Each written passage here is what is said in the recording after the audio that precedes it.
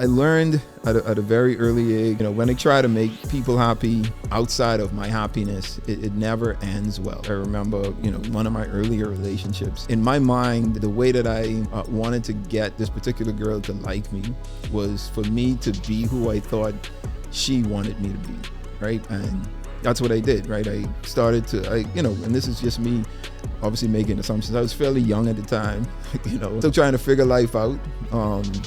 And I just kind of changed who I was to try and fit this mold of who I thought, this young lady would have liked or she would have wanted in a companion. Sure enough, she and I jumped into a relationship, and after a while, I just, realized that, man, I'm not being myself. I've been being this alternative person who wasn't familiar with, couldn't sustain who this person was and what they stood for, and the way that they spoke, and, the different things that they did. And it just started to become weird, man. And I was like, all right, I can't do this anymore. And we didn't, our relationship didn't last because it wasn't founded on me being who I was at an early age, even at that point in my life, that I will never do that again. I'm never going to mold myself into something that I wasn't in order for me to be accepted by someone else. And, I think, going through that, for me, it happened through a relationship, but for you, it may happen through a job.